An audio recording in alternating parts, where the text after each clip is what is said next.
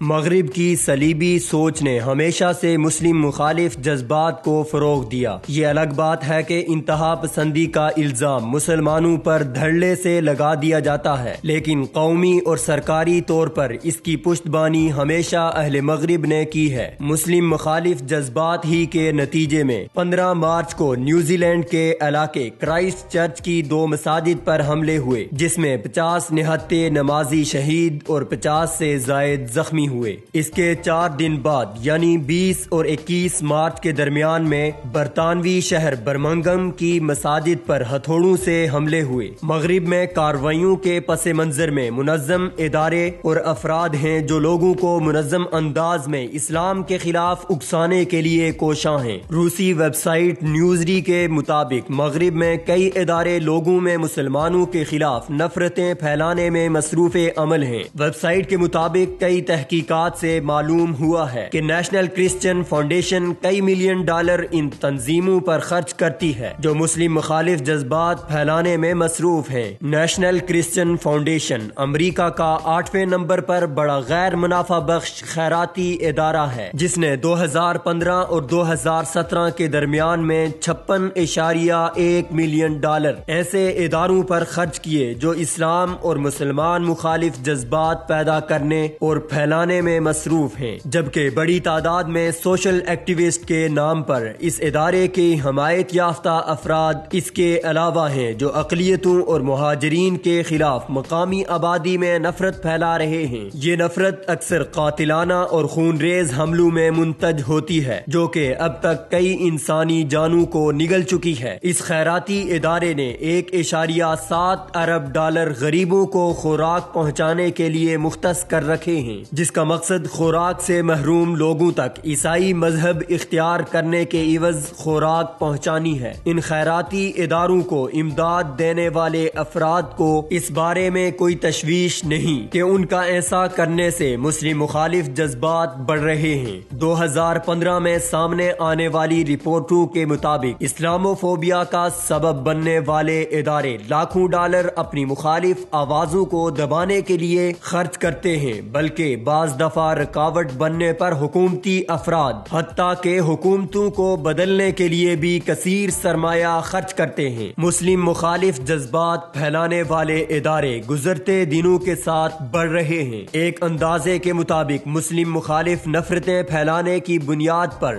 بننے والے اداروں کی تعداد 101 ہے، جو اس سے پہلے 34 سے زائد نہ تھی۔ یہ ادارے مختلف ریاستوں میں قائم ہیں، جن میں نیو یارک، نیو جرسی، پینسلوانیا، شمالی کیرولینا اور فلوریڈا وغیرہ سر فہرست ہیں۔ ان نفرت پرست مسیحی اداروں کی تعداد 2017 میں ہوش ربا سطح تک بڑھ گئی تھی۔ مذہبی اور نسلی امتیاز کو فروغ دینے والے یہ انتہا پسند ادارے تمام حدود کو عبور کر گئے ہیں۔ مغرب میں عام طور پر اسلامی دہشت گردی کا چرچا رہا ہے، جس کا مقصد مسلم مخالف جذبات پھیلانا اور اسلام کا نام جھوٹے پروپیگنڈے کے ذریعے سے خراب کرنا ہے تاکہ لوگ اس کی طرف نہ آئیں۔ لیکن اس جھوٹے پروپیگنڈے کے نتیجے میں جو پیش رفت ہوئی ہے، اس سے خود مغرب بھی تنگ آ کر سر پکڑ چکا ہے۔ یورپی یونین کی خارجہ پالیسی کے سربراہ فیڈریکا موگرینی نے اسلام مخالف جذبات کو عالمی سطح پر ایک چیلنج قرار دیا ہے